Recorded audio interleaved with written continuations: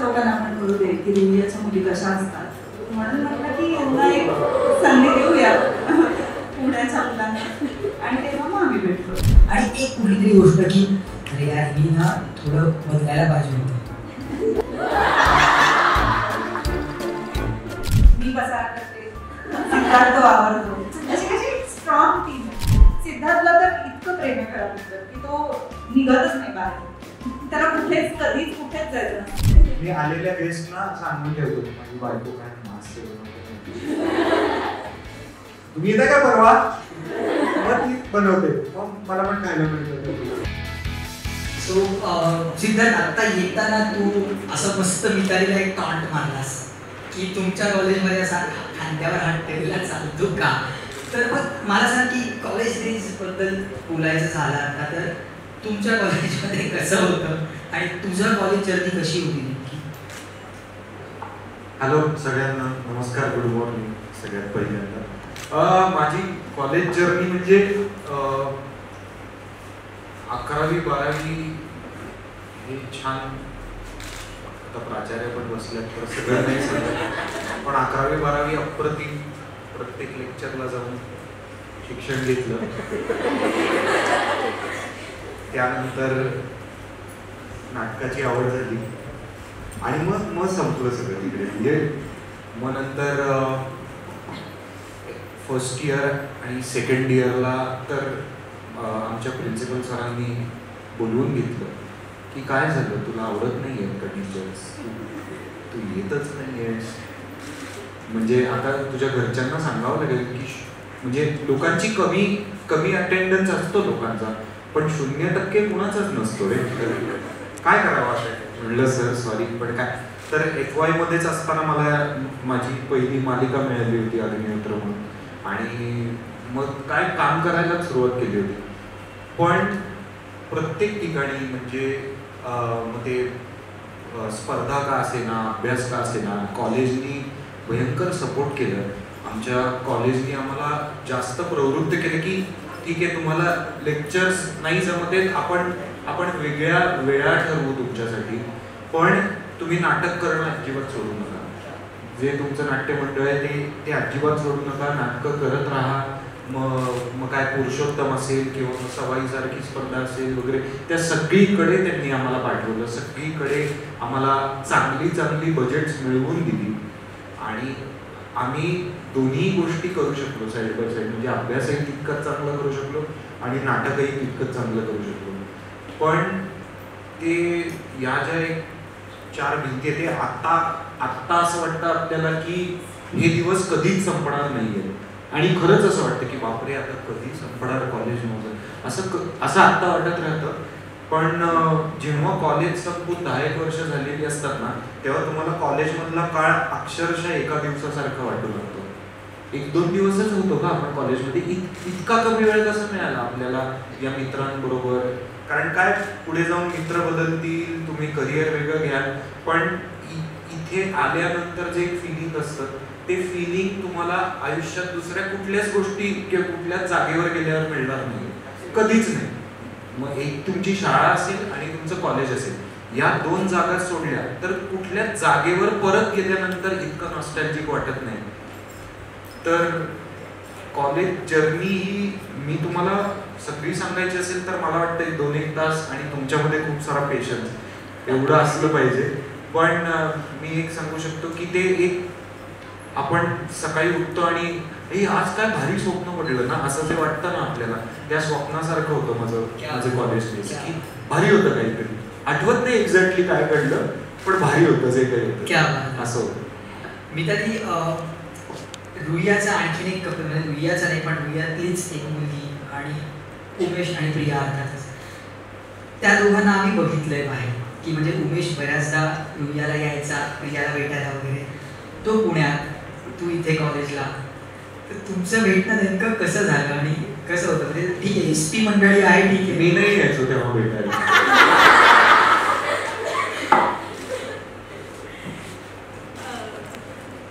सिद्धार्थने सांगितलं तसंच, सिद्धार्थ नव्हता तेव्हा मला भेटायला यायला, पण मला बरेच लोक यायचे भेटायला. त्याच्यामुळे ते सगळं मॅनेजेबल होतं. ते मुंबईतलेच असल्यामुळे तेव्हा भेटणं वगैरे सगळं माझं छान होत होतं. पण मग नंतर म्हटलं की पुण्याच्या लोकांना पण कळू दे की रुईयाच्या मुली कशा असतात, म्हणून म्हटलं की यांना एक संधी देऊया पुण्याच्या मुलांना, आणि तेव्हा मग आम्ही भेटलो. अरे बापरे, सिद्धार्थ पुण्याच्या मुलांना संधी मिळू दे म्हणजे आता हे म्हणजे मुंबई पुणे मुंबईकडे चाललंय सगळं, पण तसं नको जायला, कारण आता एसटी मंडळी आहे, एकच घर आहे आपलं. एक्झॅक्टली. त्याच्यामुळे तो आमचा हक्काचा जावई आहेस असं आम्ही म्हणू शकतो. तर मिताली, तू रुईयाचीच आहेस आता, तुझे कॉलेजचे दिवस, आत्ता तू रुईयात आली आहेस, सो याच्याही आधी आली असेल, म्हणजे फेम मिळाल्यानंतर तू याच्याही आधी आली असेल रुईयात, पण कार्निवलच्या प्लॅटफॉर्मवर रुईयात येताना हाऊ इज फीलिंग? खरं सांगू का, मला असं एक सर्कल पूर्ण झाल्यासारखं वाटतं. कारण म्हणजे मी रुईयामध्ये ॲडमिशनच याच्यासाठी घेतली होती की मला थिएटर करायचं आहे. मी खूप ऐकलं होतं की रुईया खूप सपोर्ट करतं नाटकांसाठी, एकांकिका स्पर्धेसाठी. आणि जेव्हा मी ॲडमिशन घेतली, आय वॉज प्लेझेंटली सरप्राईज की त्यातलं काहीच खोटं नव्हतं. कारण आम्ही अक्षरशः 12-12 तास वर ऑडीमध्ये पूर्ण दिवस तिकडेच असायचो, तिथेच आम्ही रिहर्सल करायचो. आणि आमचे सगळे प्रोफेसर्स ते वर सो सपोर्टिव्ह. कारण अर्थात तालमी चालू असायच्या, त्याच्यामुळे आम्हाला नाही बसता यायचं लेक्चर्सना, पण तेच आम्हाला नोट्ससाठी मदत करायचे, किंवा एखादी टेस्ट असेल तर मग आमच्यासाठी थोडी ॲडजस्ट करायचे की तुम्ही नाट्यवाल्याचं सगळं झालं की मग तुम्ही येऊन तो पेपर द्या किंवा काय. तर मला आता सिद्धार्थ सांगत होता, मला सगळं आठवत होतं, मला इतकं नॉस्टॅल्जिक होतं आणि मला इतकं भरून येतं की म्हणजे त्या अख्ख्या 5 वर्षात कॉलेज सोडून काही नव्हतंच. आम्ही फक्त कॉलेजला यायचो, तालमी करायचो, तालमी झाल्या की थोडाफार वेळ मिळाला की लेक्चर्सना बसायचो.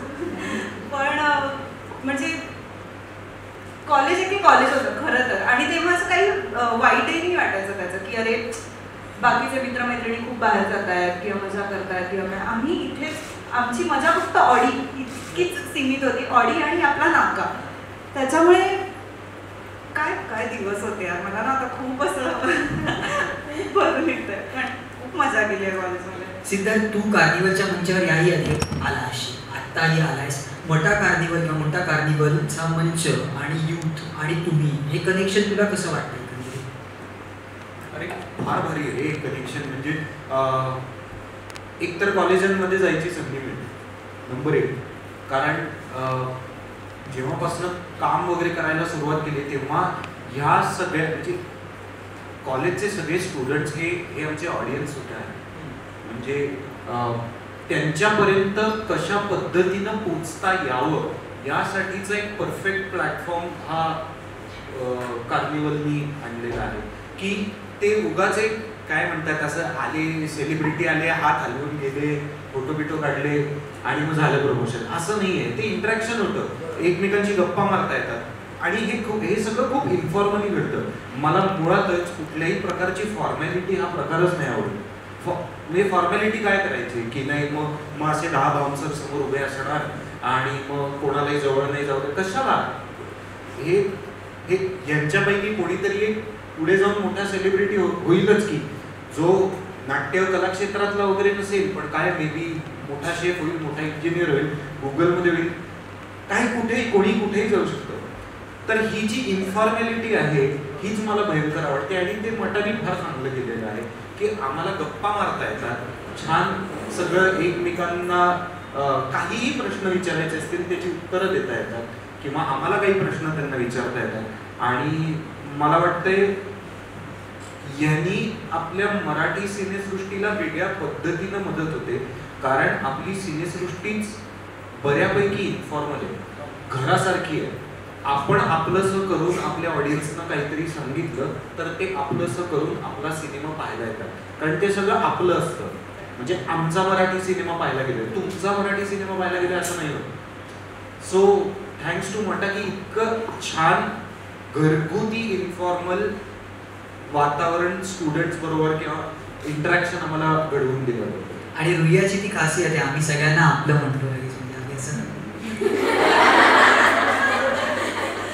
म्हणजे असं किती वेळ चालणार आहे आता इथे? झालं बस झालं. बरं मला सिद्धार्थ सांग, तुमचं मूळ भांडण रुपारेलवाल्यांची मला कुठलं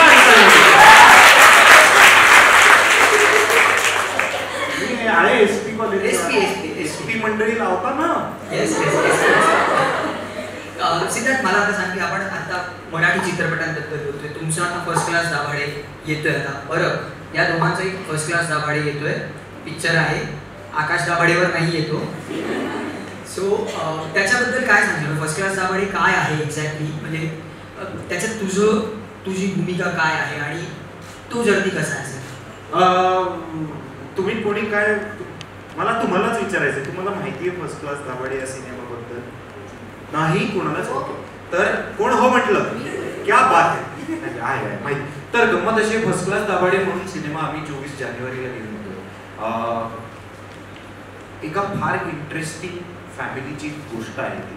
ती फॅमिली गावातली आहे आणि सगळ्यात महत्त्वाचं म्हणजे वेड्या भावंडांची ती स्टोरी आहे. आपले भावंड, कधी कधी असं होतं ना की आपणच आपल्या भावंडांना वर्षानुवर्ष भेटत नाही, पण जेव्हा परत एकत्र येतात तेव्हा जे कनेक्शन तयार होतं मग ते आयुष्यभर टिकतं. पण मध्ये पडलेला गॅप खूप महत्त्वाचा असतो. तो कुठल्या ना कुठल्या तरी कारणामुळे का असेना, आपल्याला माहित नाही. मग कदाचित भांडणामुळे असेल, कदाचित डिस्टन्समुळे असेल, कशामुळे का असेना, पण एक गॅप आलेला असतो आणि आपल्या सख्ख्या भावंडाच्या आयुष्यात काय चाललेलं आहे, तो कुठल्या परिस्थितीतनं जातोय हे आपल्यालाच माहिती नसतं. पण जेव्हा रक्ताचं नातं असतं ना, तेव्हा परिस्थिती आपल्याला एकत्र आणतेच. कुठल्या ना कुठल्या तरी वेळेवर आपल्याला एकत्र आणते आणि एकत्र आणल्यानंतर ते आपल्या हातात असतं की बाबा हे कनेक्शन तोडायचंय का आणखी जास्त घट्ट करायचंय. तर असं कनेक्शन असलेल्या भावंडांची ती गोष्ट आहे फर्स्ट क्लास दाभाडे.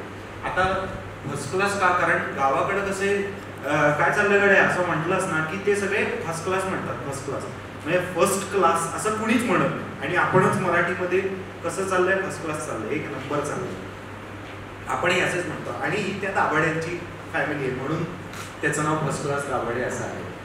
आणि योगायोग असा की हा माझा आणि मितालीचा पहिला सिनेमा आहे आणि तो आमच्या अॅनिव्हर्सरीच्या दिवशीच रिलीज होतो. क्या बात आहे, क्या बात. वेगळं काही गिफ्ट घ्यायची आता गरज नाही, सिनेमाच देतो. आम्ही पण सगळे तुमच्या अॅनिव्हर्सरीच्या दिवशी तो पिक्चर बघून तुम्हाला गिफ्ट देऊ. Yes please. So Mitali, Siddharth कदाचित तुझा आधी मित्र असेल, त्याच्यानंतर मग तुम्ही प्रेमात पडलात, तुम्ही डेट केलं, आता तुम्ही एकत्र आहात, आता तुम्ही एकत्र काम करताय. सो या सगळ्या फेजमधला सिद्धार्थ कसा होता? काही वेगळं होतं का त्याच्यात? खूप वेगळं होतं. खूप. मी कायम म्हणते की जेव्हा हा सिनेमा विचारला आम्हाला तेव्हा पहिली फिलिंग हीच होती की अरे वा, नवऱ्याबरोबर काम करता येतं. खूप एक्सायटेड. आणि कट टू मला एवढं प्रेशर आलं की नाही, सिद्धार्थ चांदेकर बरोबर पण काम करायचं, फक्त नवऱ्याबरोबर नाही करायचं. आणि ते मला व्यवस्थित जाणवलं सेटवर. म्हणजे तो को ॲक्टर म्हणून एकतर इतका कमाल आहे, म्हणजे आपला पेपरच सोपं होतं.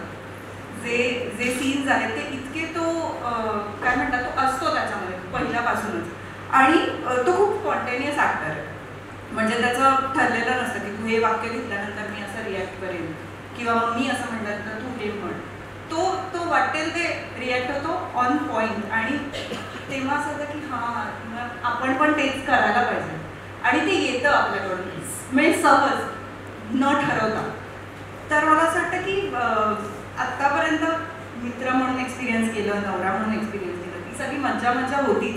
पण को ॲक्टर म्हणून मला शिकायला पण खूप मिळालं त्याच्याकडून. सो सिद्धार्थ किती पॉईंट कमवले? काय आत्ता किती पॉईंट कमवले? पॉईंट नाही, देतो गिफ्ट आता. इथे ठरलं वेगळं गिफ्ट द्यावंच लागलं. माझं तुझ्याकडून, म्हणजे तिने तुला किती पॉईंट्स द्यावे असं वाटतंय तुला? म्हणजे मला विचारायचं की मिताली सुद्धा आता को ॲक्टर म्हणून तू पहिल्यांदा काम केलंस तिच्याबरोबर, तिने सांगितलं की तू खूप म्हणजे स्पॉन्टेनियस आहेस किंवा तुझ्याकडून भरपूर काही शिकायला मिळालं.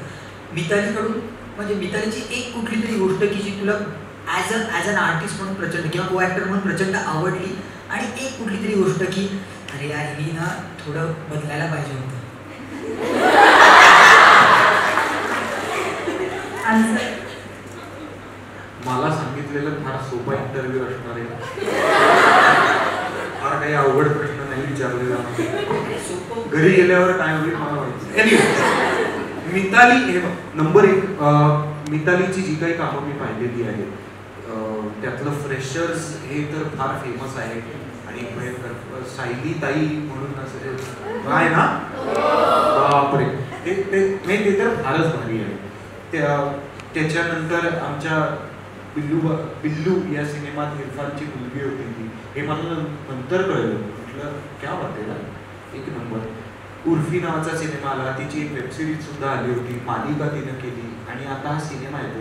एक गोष्ट शिकण्यासारखी मितालीकडनं ही आहे की ती तिच्या not only as an actress but as a person म्हणून सुद्धा ती तिच्या थिंकिंगवर ठाम असते की हे माझं ठरलेलं, हा माझा स्टँड आहे आणि मी अशीच आहे. मग त्याच्या भोवती तुम्हाला काय करायचंय ते करा, बट तो ॲटिट्यूड केअरलेस नाही, तो केअरफुल्ली घेतलेलाच स्टँड आहे पण तो ठाम आहे. आणि माझं असं आहे की मी स्टँड म्हणजे साईड स्टँड लावायचा आहे का मेन स्टँड लावायचा आहे हेच मला कळत नसतं. माझा स्टँड ठरलेलाच नसतो कधी कधी, तर माझी जाम धावपळ होते. पण हिच्याकडे पाहिल्यानंतर हो हिचं तर ठरलेलं आहे, ओके फाईन, मग हिचं ऐकूया. तर हिचं ऐकूया हे माझं पण होतं, तसंच बाकीच्या लोकांचं पण होतं की नाही ही म्हणते ते करेक्ट असेल कारण शी इज व्हेरी मच कॉन्फिडेंट, तर मग लेट्स लिसन टू हर. तर ती एक गोष्ट मला भयंकर आवडते.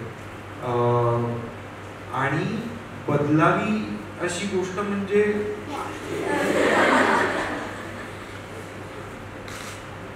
तो जो काही स्टँड आहे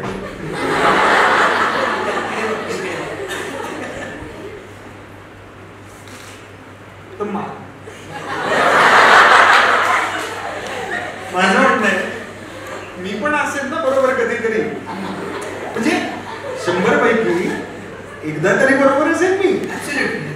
तर मी जेव्हा असेल तेव्हा हो म्हणणार बरोबर आहे. तू माझ्याशी लग्न केलंस ना त्याच दिवशी हे जग जाहीर केलंस की आता काहीही झालं तरी मी कायम बरोबर असणार आहे आणि तू कायम. पण मी असं वाटतं की तुमच्या दोघांकडे तुझा चॉईस खूप छान, आउटस्टँडिंग चॉईस आहे.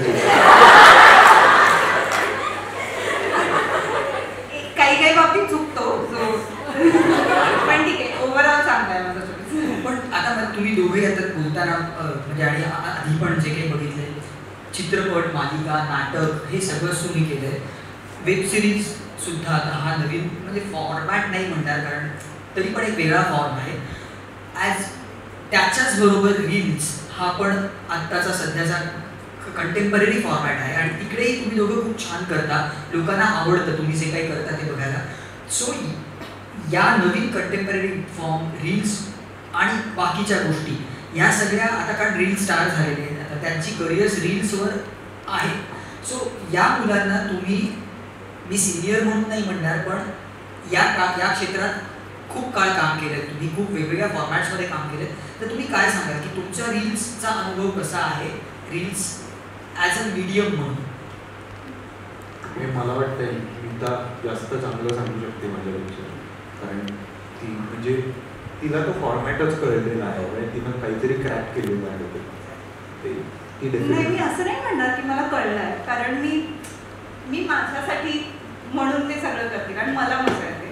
सो आम्ही दोघं एकत्रच ना खूप खूप वेळ करतो, मी खरंच आहोत. आणि कधी कधी असं होतं की जेव्हा आम्ही इंस्टाग्रामवर म्हणजे खूप सुरुवातीला इंस्टाग्रामवर बघायचो तेव्हा असं होतं की सिद्धा हे तर हे आपण करतो खऱ्या आयुष्यात, म्हणजे कॅमेरा असो नसो आपलं हेच वेडेपणाच चालू असतो.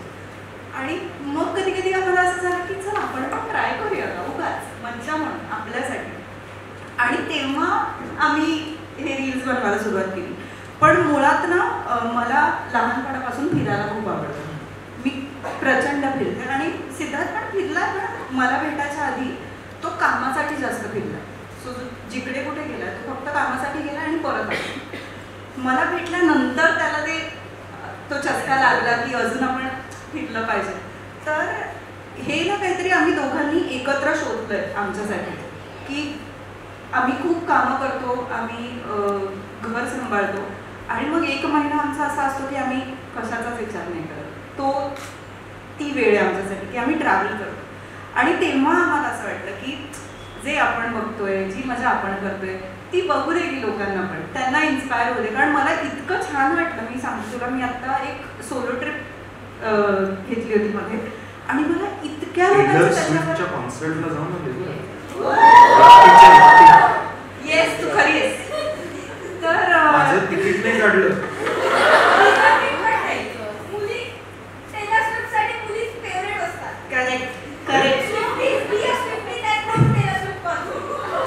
माझी होती मोजून 5-6 गाणी माहितीये टेलर स्विफ्टची. का न्यायचं त्याला कॉन्सर्टला त्या?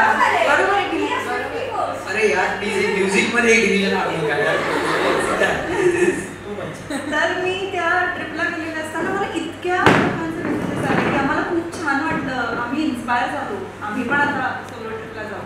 तर मला असं वाटतं मला माझ्यासाठी छान वाटलं की यार माझ्यामुळे कोणातरी वाटलं की आपण पण सोलो ट्रिप करावी, कारण तो खूप भारी आनंद आहे आणि मला असं वाटतं की प्रत्येकाने एकदा तरी घ्यावा आयुष्यात. सो मी तरी मला तेच म्हणजे तुमच्या दोघांना त्यात तोही प्रश्न विचारायचा होता की फिरणं किंवा ट्रॅव्हलिंग ही आपल्याकडे ते बरेच लोक फिरतात आणि बऱ्याच कोविड नंतर खूपच स्पार्क आला होता फिरण्यात. तू सोलो ट्रॅव्हल केलंस आपल्या देशात, म्हणजे मी आता भारतातलं म्हणतोय की एका मुलीसाठी सोलो ट्रॅव्हल करणं हा जर्नी कसा आहे? कारण बऱ्याचदा आपण म्हणतो की दिल्ली किंवा नॉर्थ साईड मुलींसाठी तेवढी सेफ नसते, साऊथला बऱ्यापैकी सेफ असतं. सो तू कधी इंडियात सोलो ट्रिप केली असेल तर तो एक्सपिरियन्स कसा होता तुझा?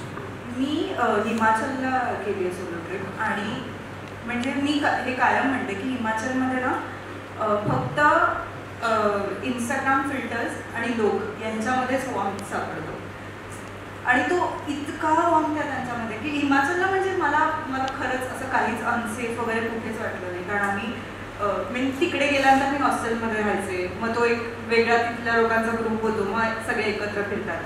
सो आम्ही असे खूप रात्री उशिरापर्यंत फिरायचो, मजा करायचो, ट्रेक करायचो आणि मला अजिबातच तिकडे अनसेफ नाही वाटलं. मला लोकी असंही वाटतं की आपणही आपली स्वतःची काळजी घेतली पाहिजे, आपल्यालाही कळलं पाहिजे की कुठे गेलं पाहिजे आणि कुठे नाही गेलं पाहिजे, वेळ काय हे सगळं आपणही आपली आपली काळजी घ्यायची. पण तू जे विचारलंस मला खरंच असं नाही वाटतं, म्हणजे मी अजून दिल्लीला वगैरे खरंच नाही गेले, सो मला त्याच्याबद्दल नाही बोलता येणार.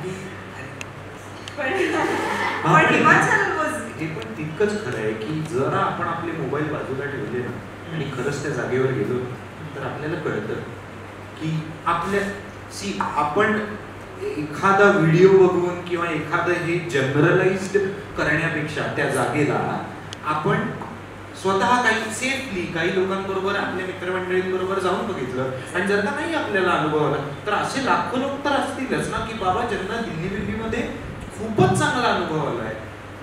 एक्झॅक्टली, म्हणजे असे बरेच लोक असतील.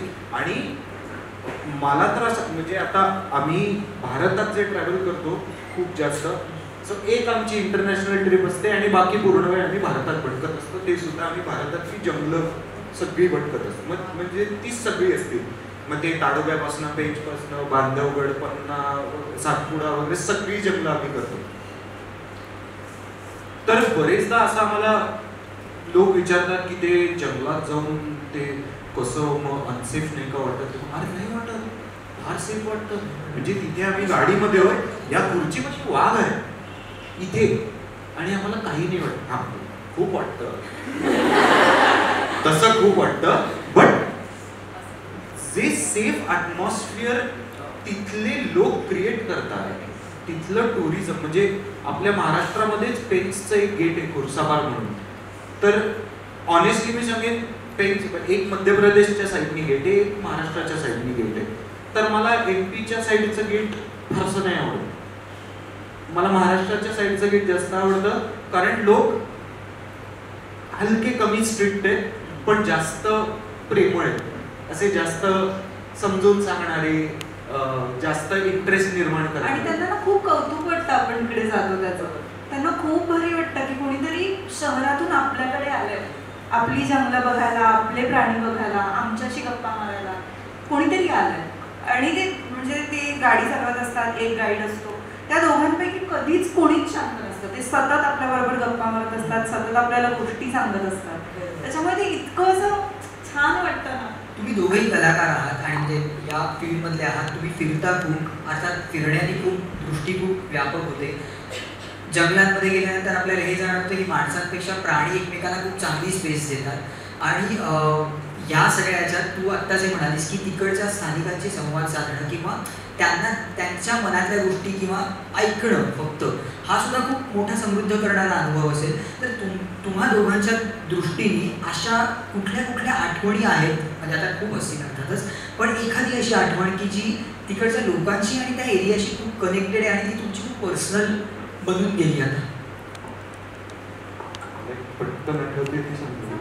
तर आम्ही ताडोब्याला का कुठे मला एक्झॅक्टली आठवत नाहीये, जंगलातलंच मी सांगतो तुम्हाला. तिथं गेल्यानंतर तिथला एक ड्रायव्हर आणि एक गाईड असे बरोबर असतात तुमच्या. ते काही वर्षांपूर्वी टायगर पोचर्स होते पन्नामध्ये. काही वर्षांपूर्वी ते वाघांची शिकार करायचे. पण जसजसं गोष्टी बदलत गेल्या, गव्हर्नमेंटनी त्या सगळ्या लोकांना कामं दिली, त्या सगळ्या लोकांना घरं बांधून दिली आणि त्यांनाच त्या वाघांचं संरक्षण करायचा जॉब दिला. त्याच्यानंतर त्यांनीच आम्हाला सांगितलं की हम कितने बुरे इंसान थे पहले, कितने बुरे थे, लेकिन ये बाघों को देखकर अभी लगता है यही हमारा जिंदगी है. तर ते जेव्हा म्हणाले की तुम्हाला तुमचं आयुष्य परत तिथेच आणून सोडतं, म्हणजे तुम्हाला वाईट काम तुम्ही जिथे केलेलं आहे, तुम्हाला चांगलं काम करायला सुद्धा तिकडेच जावं लागतं.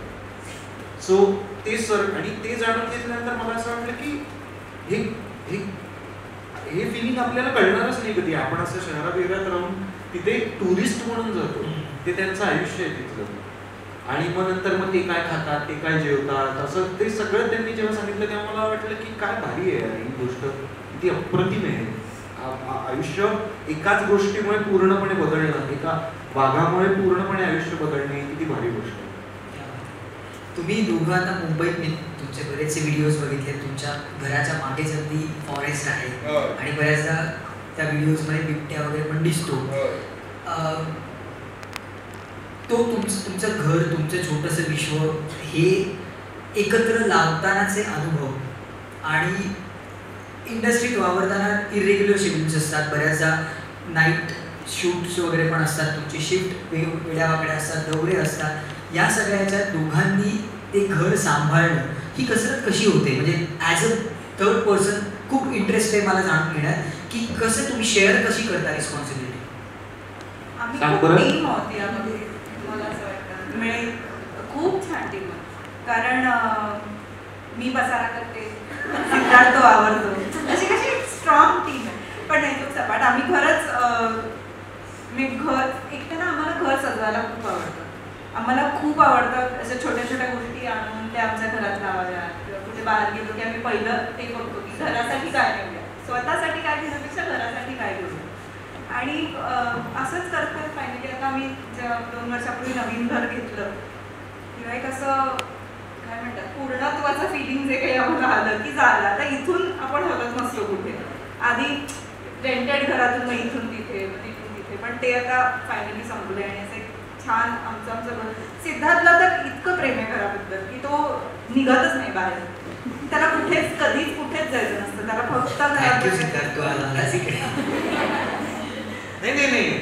आता काय मी सांगतो, आता हॉटेलला जायचं, आज काय फ्री दिवस, तर आपण हॉटेलमध्ये जेवायला जातो. म्हणजे कुठे, मी राहतो गोरेगावात, म्हणजे कुठे जा अंधेरीला वगैरे, तर त्या तिथून अंधेरीला जायच्या वेळेमध्ये भूक मेलेली असते, 1.5 तास लागतो. मग तिथे जाऊन आता जेवा, मग परत घरी या. कुठे एवढं, तुला ज्या हॉटेलमध्ये जायचंय तिथनं येतं की झोमॅटो? जाऊ दे मला घराबद्दलचा आपल्या, तर माझा प्रश्न विचारला त्याच्याबद्दलचा.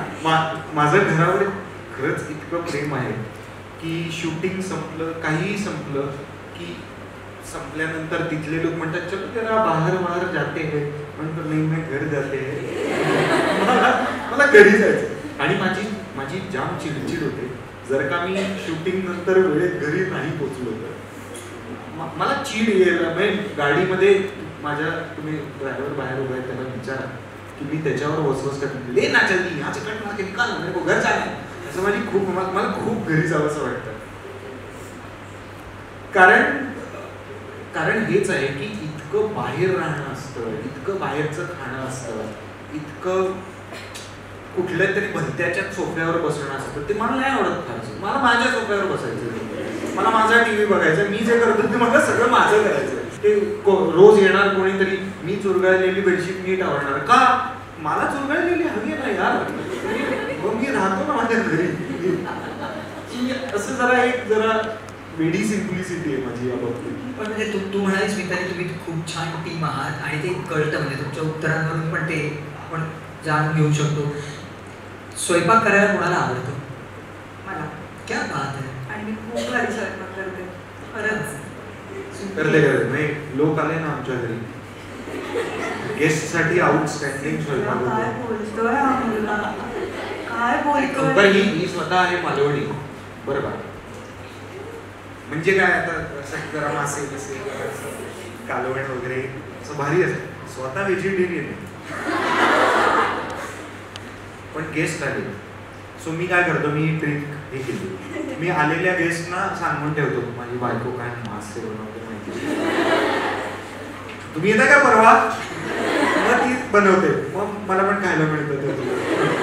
तर फक्त माझ्यासाठी मी होत नाही. साफ खोटं. पण आपल्या रुईआईचा पण भरपूर प्रश्न आहे. सो कोणाला प्रश्न विचारायचे आहेत का तर हात वर करा. विचार स्विफ्टी, तूच विचार फेलो स्विफ्टीला बोला टेलर बद्दल. दिस यू कांट आन्सर म्हणजे हे मी सांगू उत्तर, it's me, hi the problem it's me. गाण्याचं नाव सांग. हेच आहे ना गाणं. हा नाही तू सांग फेवरेट टेलर स्विफ्ट सॉन्ग. आता सध्याचं I can do it with a broken heart. So okay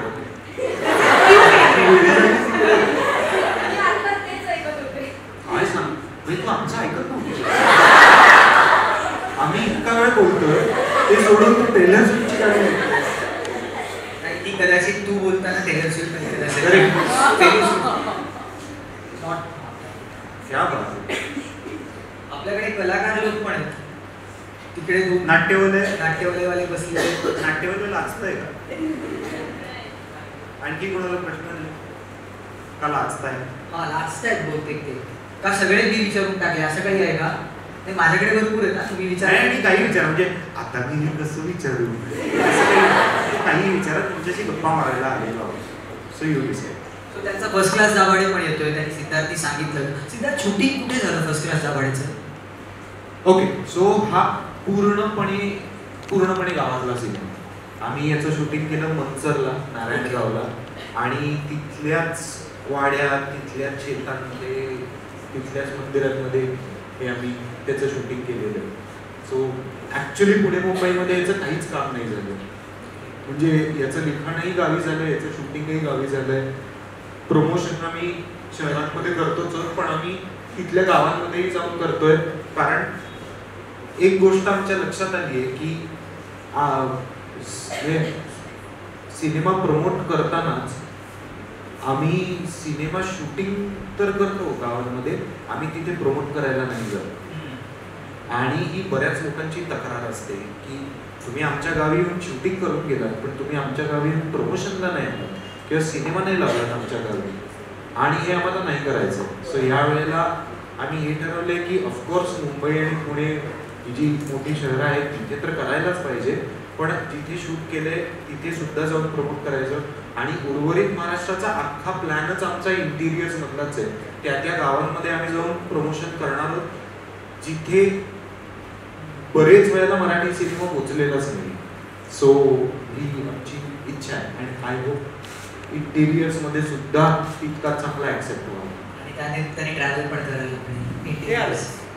so मी तरी तू सिद्धार्थी सांगितलं फर्स्ट क्लास दाभाडेचे त्याचा सगळा तुझा एक्सपिरियन्स आणि तुझा रोल यातला फर्स्ट क्लास दाभाडेमधला तो कसा शेप झाला आणि मंचरमध्ये शूटिंग करताना तिकडचे काही अनुभव किंवा असे, कारण इथे आपण युजली मुंबईत शूट करतो तेव्हा आपल्याला माहिती असतं ट्रॅफिकमधून जायचं आहे तिकडे परत यायचं आहे आणि त्या जर्नीमधला वेळ खूप टायरिंग असतो. तर तिथे तुम्ही तिकडे राहिला असाल तिथल्या तिथे म्हणजे बिहाइंड द सीन्स म्हणतो तसं काय का गमती अगदी सांग की आम्हाला.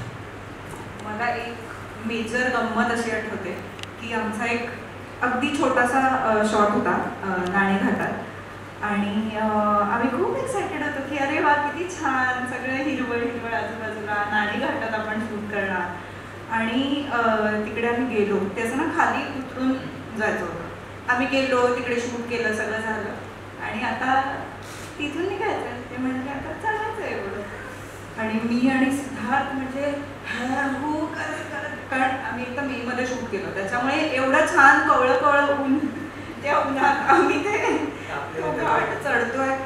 ते एकतर मला असं म्हणजे मला मज्जा पण आली पण ते इतकं हेक्टिक होतं बापरे. आणि मला शूटपेक्षा जास्त आता आम्ही प्रमोशनसाठी परत जेव्हा गेलो होतो ना नारायणगाव तेव्हा आम्ही भैयाच्या म्हणजे हेमंत सरांच्या घरी गेलो होतो गावच्या. तर ते इतकं सुंदर घर आहे असे छान छोटं घर आणि मागे जिथे नजर जाईल तिकडे त्यांचं शेत आहे आणि त्या शेतात त्यांनी सगळं लावलेलं आहे. तेच घरी येतं तेच बनतं. तर मला ते इतकं भारी वाटलं की आपल्याला हे शहरात नाही एक्सपिरियन्स करतायत की बॅकयार्ड म्हणजे शेत आहे आपलंच आणि त्या शेतातून जे उगलं आहे ते आपल्या घरी येऊन बनतं आहे. तर आम्ही एकतर खूप भारी जेवलो तिकडे. सो ती एक खूप मजा होती आणि सगळ्यात जास्त मजा म्हणजे आम्ही सगळे एकत्र राहत होतो त्या रिसॉर्टमध्ये. आमचं पॅकअप झाल्यानंतर आमची एक चावडी भरायची. सो त्या टेंट्सच्या बाहेर ना असा एक कट्टा होता तिकडे आम्ही सगळे बसायचो. मग आम्ही एक दिवसाचा काय म्हणतात आढावा घ्यायचो की कसं झालं काय झालं मग आता उद्या काय करायचंय वगैरे. आणि हे सगळी कामाची बोलणी झाली की साधारण आपण कसे पिकनिकला चालू आहे अशी आमची मजा चालू असायची रोज रात्री. त्याच्यामुळे आम्ही मजा म्हणजे जास्त आणि शूट कमी असंच केलंय. एनीबडी कोणाला काही प्रश्न हे का असे वाटतंय कोणी नाश्ता नाही केला मनीषला नेऊ तुम्हाला. मगाशी मी त्यांना हेच विचारत होतो की मणीच्या ब्रांचेस मध्ये कोणी कोणी खाल्लंय. सगळ्यांनी खाल्लं असेल ना ते पण ओजी रोजी हे काय अच्छा ओजी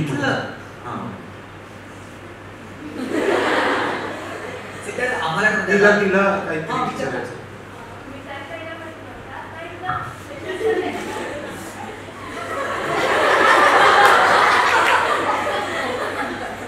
तुला दादा म्हणायचं नाहीये.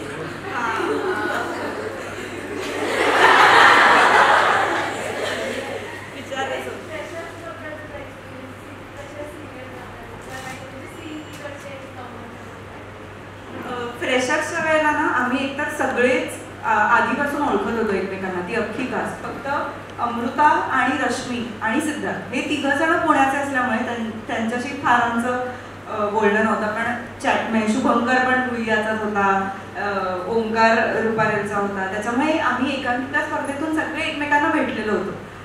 आणि शूट सुरू व्हायच्या आधीच जेव्हा आम्ही ओळखायचो तेव्हाच आम्ही क्रेझी होतो. ते शूट सुरू झाल्यानंतर तो क्रेझीनेस दुप्पट झाला आणि मला इतकं भारी वाटलं की आम्ही सगळे आमचे कॉलेजचे रिअल एक्सपिरियन्स आम्ही तिकडे शूट केले. म्हणजे जेव्हा स्क्रिप्ट लिहिलं जायचं ना तेव्हा पण बऱ्याचदा आम्ही बसून चर्चा व्हायची की तुम्ही करता का असं, तुमच्या कॉलेजमध्ये व्हायचं का असं. मग एकांकिकेचा एक आमचा अख्खा सिक्वेन्स होता तेव्हा मग तुम्ही कसं रिहर्सल करता, कशा तुमच्या तालमी असतात. आम्ही हे सगळं इनपुट्स देऊन देऊन देऊन मग ते फायनल आउटकम त्याच्यातून निघायचं. त्याच्यामुळे साधारण दुसरं कॉलेज जगल्यासारखंच आम्ही शूट केलंय. मी तर तुला आणि तुम्हाला दोघांनाही प्रश्न विचारला. कॉलेज लेवलला जेव्हा एकांकिका केल्यात तुम्ही तुझ्या दृष्टीने टफेस्ट डिरेक्टर कोण होता तुमच्या दोघांच्या दृष्टीने टफेस्ट आणि तेवढाच भारी डिरेक्टर तुमच्या वेळचे कोण कोण होते? नाही आमच्या कॉलेजमधलाच असतोच त्यामुळे विद्यार्थी दिग्दर्शकच आम्ही अलाव करतो. आम्हाला नाही आवडत बाहेरचं.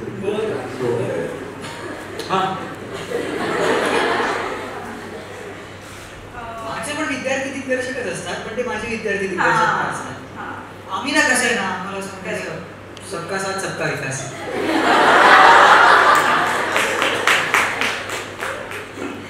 माझ्याला मला आठवत आहे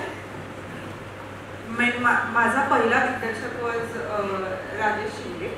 पण राजेश दादा जेव्हा नसायचा तेव्हा शिर्या म्हणजे अनिकेत पाटील तो येऊन आमचा रिहर्सल्स घ्यायचा आणि म्हणजे आम्ही खूप घाबरायचो. त्याचं नाव जरी आलं ना की तो येतोय तर आम्ही ततापापाच व्हायला सुरुवात व्हायची आमची, कारण तो अत्यंत स्ट्रिक्ट होता.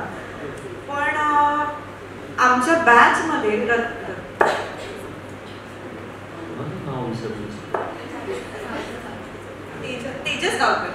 तेजस गावकर ओके. रामचंद्र, पण आम्ही त्याला तेजस म्हणायचो. आम्ही त्याला रत्नूही म्हणायचो, आम्ही त्याला तेजसही म्हणायचो. तर तो माझ्या बरोबर होता जेव्हा मी सिनियर होता, पण तो तेव्हा स्टुडंटच होता. आता तो डिरेक्ट करायला लागला आणि तो फार कमाल डिरेक्ट करतो. सो आम्ही स्टुडंट्सनाच बोलवतो डिरेक्ट करायला. आमच्या काय मृण्मयी काम केले. करेक्ट. मी सवयीचंच नाव घेणार होतो की दिग्दर्शिका एकांकिका एकच केली आहे, त्यामुळे सवयीला होतो जे आम्ही जिंकून गेलो होतो. पोपटी चौकटी एकांकिका होती. रुईया पण होता, रुपारेल पण होता. आम्ही जिंकलो आणि गेलो. नाही गमवन नव्हतं. असतं तर चान्सच नव्हता रे यांना. आणि आमच्याकडे तेवढे लोक पण नव्हते. एनिवे तर नव्हतं, पण रुईयाची एकांकिका होती, फक्त ते फायनलला नव्हते.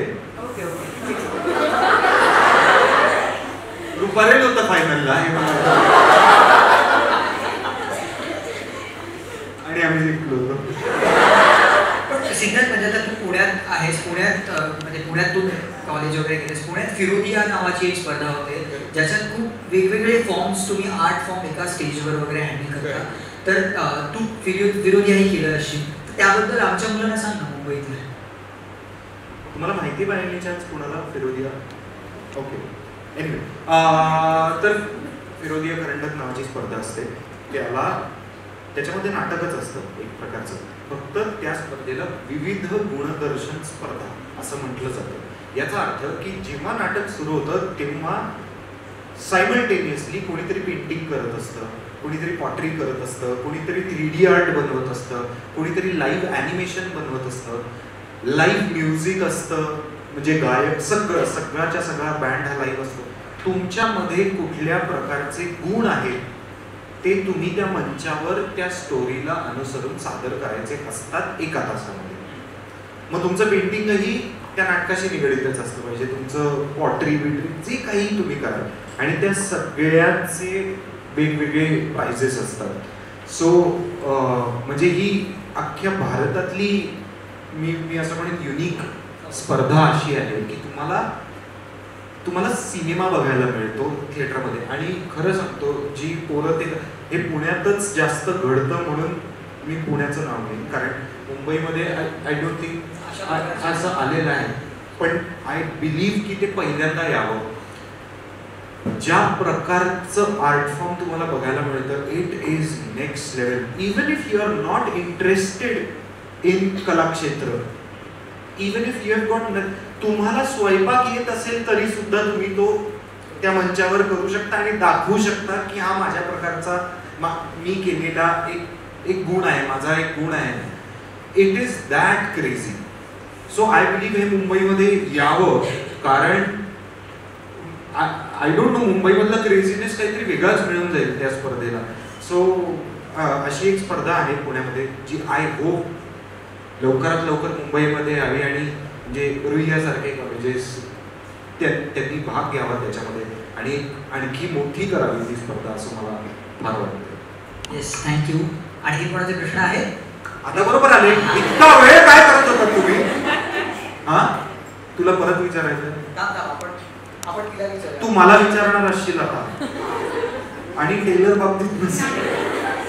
ओके, पहिले हाय.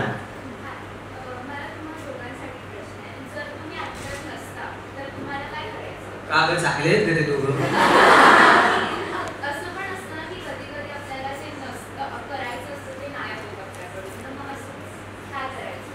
हे बघ, मला मला मला शेफ व्हायचं होतं. मी पुण्यातनं मुंबईत येऊन मी शेफ होणार होतो. मला स्वयंपाक करायला खूप आवडतो. ही जास्त चांगला करते आमच्या दोघांमध्ये, हे नक्कीच आहे. पण मला ते असं छान सजवायला वगैरे असं नाही. मला हॉटेल मॅनेजमेंट करायचं होतं बेसिकली, की मी मॅनेजरही झालो असतो. पण ते खूप फी होती बाबा त्याची, तर मी नाही गेलो तिकडे. असं एक मग एकांकिका केल्या, मग मालिका मिळाली आणि मग हे क्षेत्र मला जास्त आवडलं. आणि मग आता आहे तुमच्यासमोर, ज्यांना तुम्ही प्रश्नच विचारत नाही. Thank you so much. मला अगदी ते लहानपणी असतं ना की तुला काय व्हायचं आहे मोठं झाल्यानंतर, तेव्हा मी डॉक्टर असं उत्तर द्यायचे. पण मी खरं सांगू, मी कधीच हा विचार नाही केला, कारण मी खूप लहान असल्यापासून काम करते आणि मी मला तेव्हाच ठरलं होतं की मला ॲक्ट्रेसच व्हायचं आहे. आणि ते झालं देवाच्या कृपेने.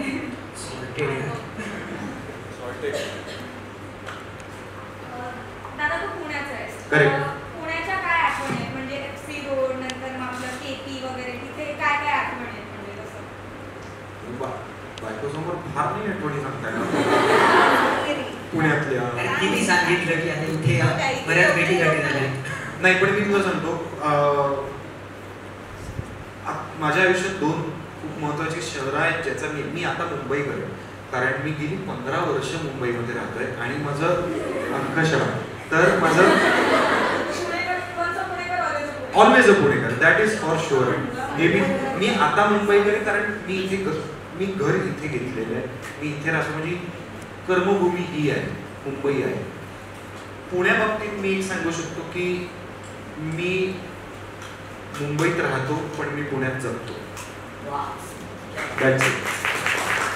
आपण आत्ता प्रश्न उत्तर इकडे थांबवतोय, पण तुमच्यासाठी एक सरप्राईज आहे याच्यानंतर. पण त्याच्या आधी आपण या दोघांबरोबर फोटो काढायचा नको? चालेल ना? येस, चला. हे तिला एक होता, ती माईक घेऊन बसली होती विचार म्हणून आधी जेव्हा विचारलं तेव्हाच उत्तर हा हातवर करायचं. हा, मी आहे ना फर्स्ट टाइम तुझा पिक्चर गुलाबजाम बघितलेला, त्यावेळीपासून तू माझा फेवरेट ऍक्टर आहेस. थँक्यू. तर तो पिक्चर मध्ये तू काय काय नवीन शिकलास, वरती सोनाली कुलकर्णी सोबत काम करणं कसं होतं तुझ्यासाठी? सोनाली कुलकर्णी माझ्या मते is one of the finest actresses India has had, I would say. म्हणजे आता एक मानवत मर्डर्स म्हणून तिची वेबसिरीज आली, काहीच्या काही काम केलेलं आहे तिने ते. आणि बट ऑब्व्हियसली गुलाबजाममध्ये तिनं प्रत्येक बॉलला 6 मारलेली आहे. तिच्या बरोबर काम करण्याचा अनुभव हा अनएक्सप्लेनेबल आहे. ती फार सुंदर ॲक्ट्रेस आहे. ती अप्रतिम स्वयंपाक करते, म्हणजे वेळ लागेल आपल्याला असा स्वयंपाक करते. आणि ती माणूस म्हणूनही तितकीच अप्रतिम आहे.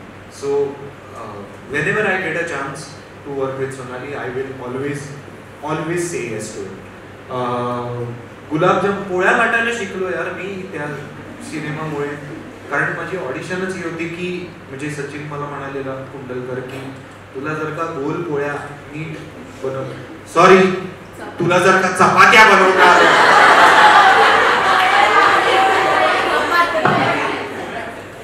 If you know you know, तुला जर का गोल गोल ते बनवता आलं तर 100% तुला काम आहे. सो छान पोळपाटावर चपात्या बनवल्या मी चांगल्या. आणि आणखी शिकलो म्हणजे एक फार अप्रतिम गोष्ट मी शिकलो की आपल्या सगळ्यांच्या आठवणी हे खाण्याशी निगडीत आहेत. सगळ्यांच्या कोणी, मग तुम्ही कोणी का, मग तुम्ही कला क्षेत्रातले असाल, तुम्ही गव्हर्नमेंट जॉब करणारे असाल, तुम्ही BPO मध्ये, तुम्ही कोणी का असे ना, जेव्हा तुम्ही एखादी गोष्ट खाता तेव्हा ती तुम्हाला कुठेतरी घेऊन जाते. आणि अशी एकही दुसरी गोष्ट नाही आहे जी तुम्हाला बसल्या ठिकाणी जग फिरवू शकते.